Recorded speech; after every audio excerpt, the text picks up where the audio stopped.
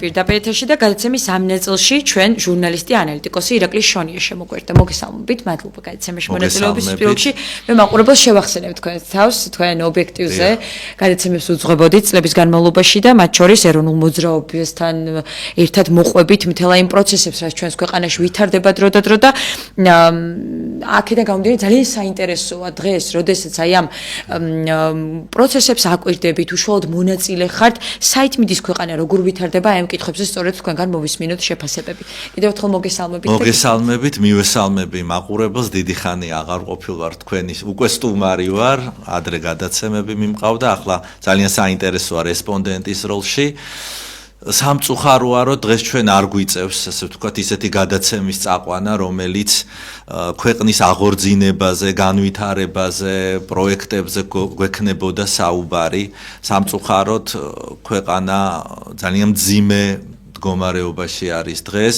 ჩვენ მივდივართ დაღმავლობის გზით, მაგრამ ამაში რა თქმა უნდა დამნაშავე არ არის არც ქართველი ხალხი, არც თქვათ რაღაც კონკრეტულად ისეთი არასამთავრობო ორგანიზაციები ან არასამთავრობო ინსტიტუტები.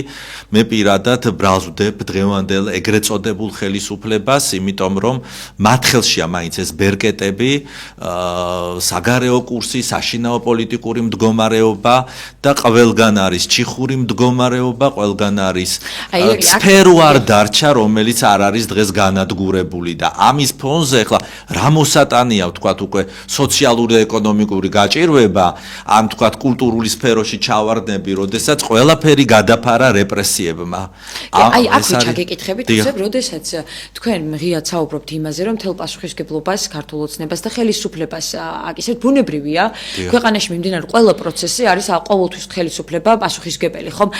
და მუდმივად მესმის ხოლმე მე შეფასებები, რომ პროპაგანდა ძალიან ძლიერია და იმ ადამიანს, რომელიც კრიტიკული იქნება და კრიტიკული აზრი გაისმება მისი მხრიდან რაღაც პრობლემაზე გამახვილებს ყურადღებას, მაშინვე ნაციონალური მოძრაობის ლიდერად შერაცხავენ ხოლმე მისი იდეების გამტარებლად, იმ ნაციონალური მოძრაობის პათოში ჩასვამენ და თქვენზე არ ითქმის ეს, იმიტომ რომ თქვენ მუდმივად ნაციონალური მოძრაობის რეჟიმის წინააღმდეგ იყავით ყოველთვის, როდესაც გადავხედოთ თქვენს წარსულს და აქედან გამომდინარე, როგორ მიხვედით აი ამ პოზიციამდე, აი ამ დამოკიდებულებამდე და თუნდაც აი როგორ მივედით აი ამ მდგომარეობამდე, როგორც იცით რა არის, ადამიანმა არ უნდა შეხედოს არასოდეს პარტიული ნიშნით სამართლიანობას. ჩემთვის თავარი პრიორიტეტი არის სამართლიანობა, ადამიანის უფლებების დაცვა. მე გახლდით გასულ საუკუნეში ჰელსინკის კავშირის წევრი და ჩემთვის უმთავრესი იყო ადამიანის უფლებათა დაცვა. სააკაშვილამდე იყო შევარდნაძის რეჟიმი. მაშინაც არსებობდნენ პოლიტპატიმრები და რა თქმა უნდა ყოველთვის მქონდა პროტესტის გრძნობა და ძალიან აქტიურად ვიყავი ჩართული ამ მოვლენებში.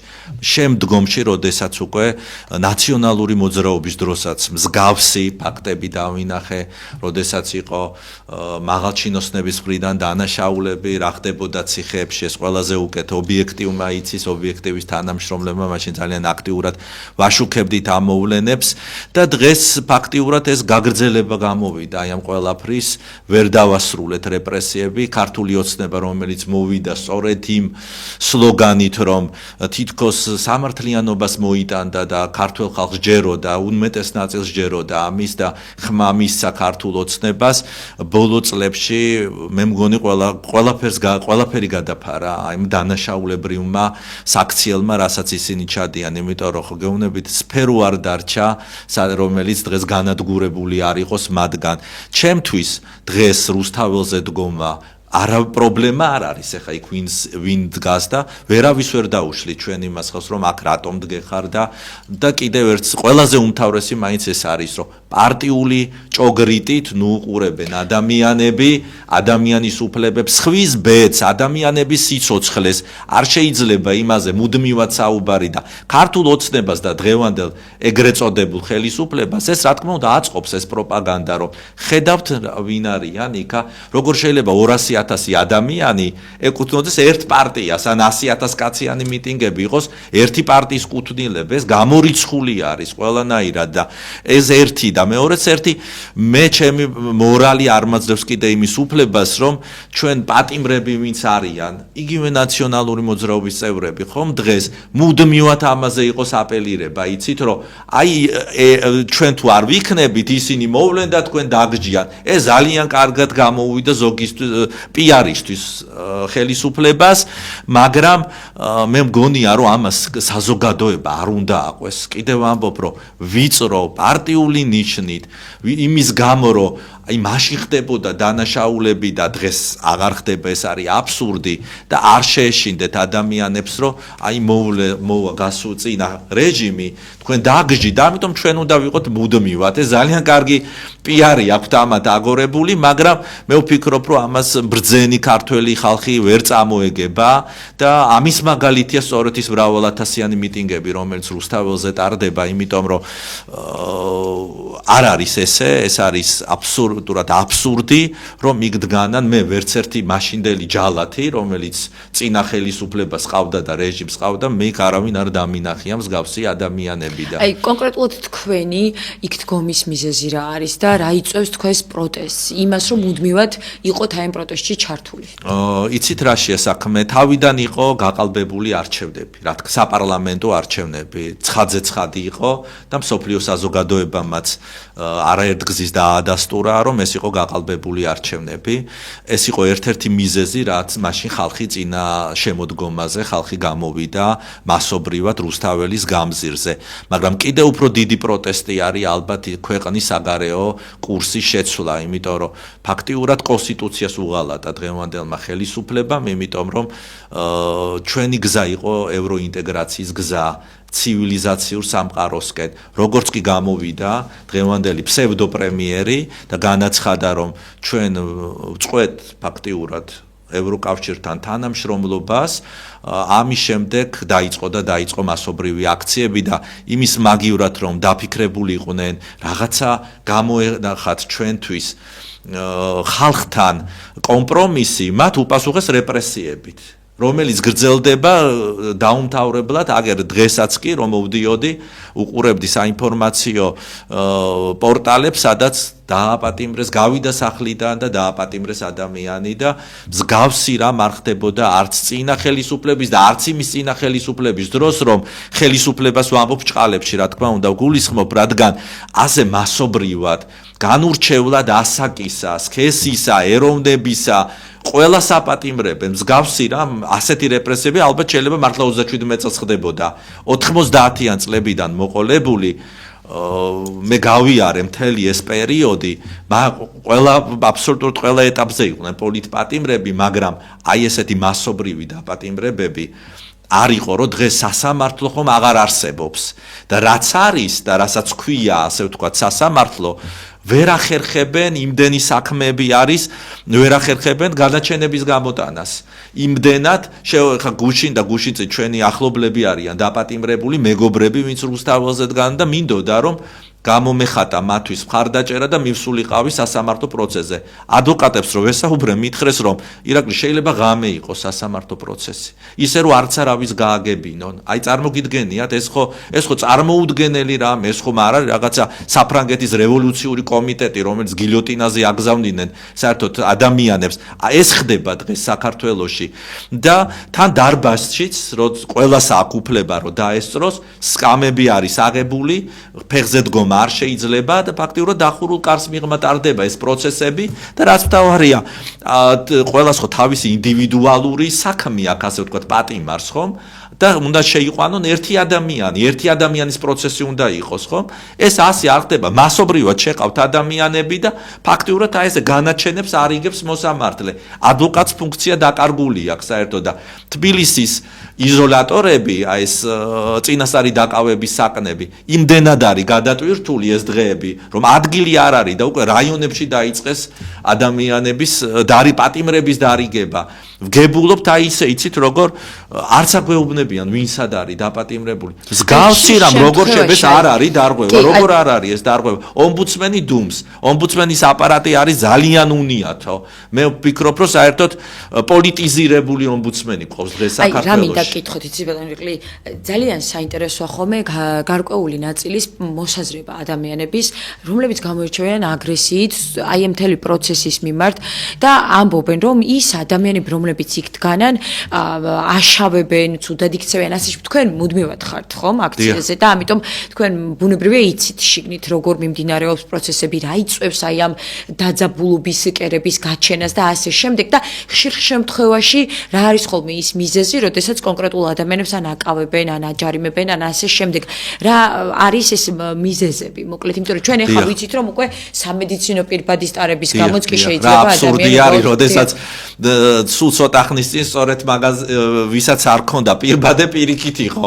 იმათ აჯარიმებდნენ და ამ კოვიდის დროს გახსოვთ როგორ იყო ეგ მდგომარეობა და ახლა პირიქით, აი აბსურდული მდგომარეობა არის, რომ დღეს როდესაც შემოდგომის და ზამთრის ზღვარზე ვარ და ყველა უნდა დაცული იყოს მათი ჯანმრთელობა პირბადით, სწორედ იმიტომ რომ მაინც არსებობს კოვიდის კერები, დღეს პირბადის გამო ადამიანებს აპატიმრებენ და სასამართლოში უშვებენ. ეს არის წარმოუდგენელი რამ. საერთოდ განვითარებულ ქვეყანაში ესე პირბადის გამო ვინმეს თუ აპატიმრებენ. მე არ მგონია, მე პრეცედენტი არ მახსოვს. გადაკეტვისა ესეთი ფაქტები თუ არსებობს, უცეს ერთ ადამიანს ედავებიან რომ ქუჩა გადაკეტა. მე პრეცედენტი არ მახსოვს რომ პირბადის გამო რომელიმე ქვეყანაში ადამიანი დაეპატიმრებინათ და კანონებთან მივდივართ, მოკლედ კანონებთან მივდივართ და აი თქვენ რაც ამბობთ რომ რატომ აპატიმრებენ, რა თქმა უნდა პროტესტის ჩახშობისკენ არის ეს მიმართული, რომ მასობრივი შიში დანერგონ ადამიანებში, იმიტომ რომ როგორ შეიძლება რომ 5000 ლარი იყოს ჯარიმა და პენსიონერს გამოუწერონ ეს რომელიც ვერ გადაიხდის ვერანაირად, თუ ვერ გადაიხდის,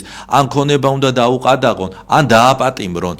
გუში მკითხულობდი სწორედ ვაჟა ექიმი რომ არის დაპატიმრებული, ცნობილი ექიმი, ხო? გუშინ წერდა რომ 82 წლის კაცი მოიყვანეს იქა, ფეხში შველი მოიყვანეს, რომელიც დაკავების მომენტში ეთყობა ფეხსაცმელი დაკარგა და მთელი დღის განმავლობაში ცივ ფილაქანზე და საკანში იჯდა 82 წლის ფეხში შველი ადამიანი. შეიძლება ეს ვინმეს მოეწონოს? კი, არიან ადამიანები, სწორედ, ვისაც ეს შეიძლება მოეწონოს და აი თქვენ ამბობდით, რომ არის რაღაცა ნაწილი, რომელიც აგრესიას გამოხატავს.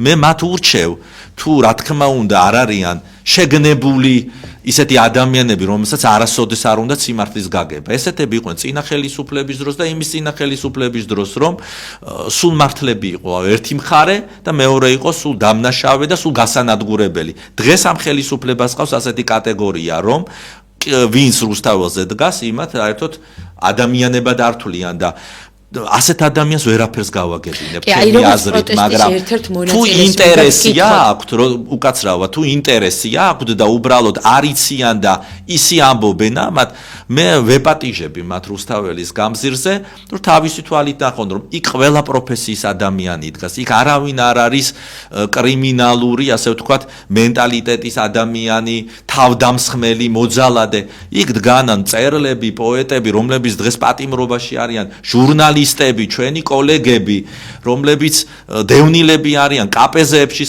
სხედან, წინასწარი დაკავების საკანებში სხედან, ყველა პროფესიის ადამიანს ნახავენ და აი ეს არის კიდევ ერთ-ერთი, იცით, შემზარავი ქართული ოცნებისთვის, რომ თბილისი პატარა ქალაქია, იქ რამდენი მათი ნაცნობი დგას, მეზობელი დგას, მასწავლებელი დგას, მათი პედაგოგი, მათი შვილის, ექიმი, რომელმაც გამოაჯამრთელა და უმკურნალო მაგად და დღეს მათზე იმ ახორციელებენ რეპრესიებს, სრულიად უსამართლოდ ახორციელებენ.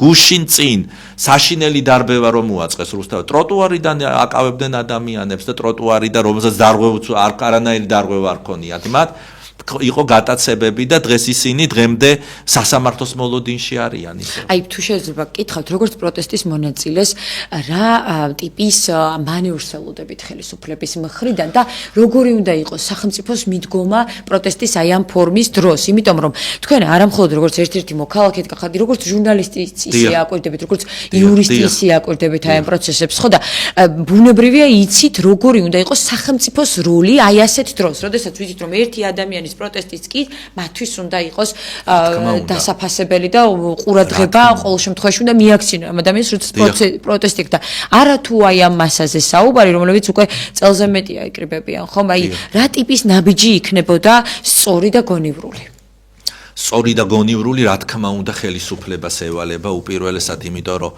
მაინც მართვის ბერკეტები მათ ხელში არის თუ აქვთ რა თქმა უნდა სურვილი რომ ეს ყველაფერი გამოასწორონ და კანონის ფარგლებში იყოს ყველაფერი რა უნდა ამ ადამიანებთან საუბარს მაგრამ სამწუხარო ეგ არის რომ მათი პოლიტიკა არის რეპრესიები რომ უკან არაფერზე დაიხიონ რომ არავის არ მოусმინონ რომ ყველა ხალხის მტერია და აი ამის საფუძველზე ხდება მერე რომ როდესაც ეს მოდის ზემოდან ასე ვთქვათ ეს რეპრესიები ქვეყნის პირველი პირებიდან ხო რა თქმა უნდა იქ რიგითი პოლიციელი ამას ჩაიდენს რომ თავისი სამსახური არ დაკარგოს რომ თვითონ არ გახდეს მერე ისის რეპრესიის მსხვერპლი იმიტომ რომ და მიმართავენ უკვე უკანონობას რა თქმა უნდა იმიტომ რომ ტროტუარზე რამდენი კაცი იყო დაჭერილი გუშინ წინ გატაცებებით რო ხდებოდა ადამიანების დაჭერა ეს არ არის უკანონობა საერთოდ და ადამიანის წაიკითხონ კონსტიტუცია წაიკითხონ სწორედ ეს კანონი რომელიც ქუჩის მანიფესტაციებსა და შეკრების თავისუფლებას ეხება რომ ნებისმიერ ადამიანს აქვს უფლება თამამად გამოხატოს თავისი აზრი მაგრამ ხო გეუბნებით ეს უკვე სახელმწიფო პოლიტიკა რეპრესია იქცა სახელმწიფო პოლიტიკა სხვა არაფერი არ ხდება ქვეყანაში სურათი როგორია ახლა ჩვენ ხედავთ რომ თვითონ ქართული ოცნება იმ ადამიანებსაც კი ვხედავთ როგორ უპირისპირდება რომელსაც წლების განმავლობაში ავტორიტეტს უქმნიდა გვარწმუნებდა რომ ეს ადამიანები იყვნენ კარგი ადამიანები პატრიოტები რომ არ ვიცი გამოირჩეოდნენ უამრავი დადებითი თვისებებით და ასე შემდეგ დღეს ვხედავთ როგორ ხდება ამ ადამიანების ერთ წუთში ასე ვთქვათ რეპუტაციის გაქრობა მათი მისამართით მოღალატედ წარმოჩენა და ასე შემდეგ ბევრია გამოძიებაზე ნამდვილად დამოკიდებული და დროთა განმავლობაში გავიგებთ სიმართლეს ბუნებრივია, იმიტომ რომ მართლაც არაფერი არ იმალება ამ ქვეყანაზე და ჩვენ ჟურნალისტებმა ყოველთვის ვიცით ხოლმე აი ამ დროს თანმიმდევრულად დაკვირვება პროცესები. თქვენც ბუნებრივია აკვირდებით, ხომ? აი მაშინ, როდესაც სხვადასხვა პოლიტიკურ პარტიებს ამ წლების განმავლობაში აკვირდებით, აი დღეს ქართული ოცნების საქციელი როგორ შეიძლება აიხსნას, როდესაც გვარწმუნებენ რომ კორუფციასთან ბრძოლაა და რეალურად ძალიან დიდი ნიშნებია იმის, რომ ეს არის მხოლოდ და მხოლოდ შიდა პოლიტიკური ბრძოლა. აი თქვენი შეფასება როგორია ამ ნაწილში? თვითონ ვერ გრძნობენ, მე მგონი, როგორ ანგრევენ მთლიანად თავისივე მართველი გუნდის პრესტიჟს. ჩემი აზრით, რა თქმა უნდა, ხელის დაფარება არაფრით არ შეიძლება, მაგრამ როგორ 12 წელი დასჭირდათ იმის გამო, რომ დაფიქრებულიყვნენ, გაიარონ ქუჩაში და ნახავენ, რამდენი გაჭირვებული ადამიანია და გაიკითხონ და გადახედონ ერთი თავიანთ კოლეგებს, როგორ არიან, საიდან აქვთ ამდენი ქონება, რომელიც ვერანაირი ხელფასი დღეს ვერცერთი სახელმწიფო ჩინოვნიკის ვერ გაწუდება, რომ სასახლეები და აი ასეთი ისინი წამოჭიმონ რაღაც ათასნაირი მატერიალური სიკეთეები. რომ არ იცოდნენ გუნდში ამის შესახებ. დარწმუნებული ვარ, იცოდნენ, მაგრამ ის გუნდიც დარწმუნებული ხართ რომ იგივეს არ ჩადის? აი რაშია საქმე? ჩვენ რა გარანტ რომ ხვალ რო დადგებად რომ იგივე ვინც დღეს ასამართლებს თავის თანაგუნდელებს და თავიანთ კოლეგებს, თავიანთ პრემიერს, რომ იგივე ბედი თვითონ არ მოელით მათ. აი ეგ არის ყველაზე დიდი უბედურება და რაც შეეხება თვითონ ახლა ცოტა სხვა გადახვევას გავაკეთებ თავიდან როდესაც მოვიდა ქართული ოცნება ხელისუფლებაში, რა თქმა უნდა სულ სხვა სახეები იყო. აბსოლუტურად იმ თითქოს ის სახეების ზუთ ამათ, ვინც დღეს არიან მოსულები, საიდან არიან, როგორ არიან მოსულები, არავინ არ იცი, ზოგი პორტირებულ ნაცს ეძახის მათ, ზოგი რაღაც მოძალადე არის, ზოგი 1000 ციხეში მუშაობდა სააკაშვილის დროს. ანუ სულ ისეთი ისინი აქვს დაბინძურებული ბიოგრაფიები მათ და იმათ თითქოს ზულთ სწორედ ის ადამიანები, ვინც რეალურად იყვნენ ქართული ოცნების დამფუძნებლები. ესეთი ვიზუალურად ესე ჩანს ეს ყველაფერი, მაგრამ აუცილებლად უნდა მოიძებნოს იქ ადამიანი და ალბათ თვითონ ბიძინა ივანიშვილი, რომ არ იყოს ვიღაცა ერთი ან ორი კაცის მიტანილი ენის ტყვეობაში და როგორღაც ეს ყველაფერი გამოასწოროს, სანამ ეს არ წავა უმართავ პროცესამდე, იმიტომ რომ ქართველი ხალხი არასოდეს არ აპატიებს არავის აი ასეთ შემზარავ რეპრესიებს, იქ რომელი მშობელი აპატიებს, რომ შვილი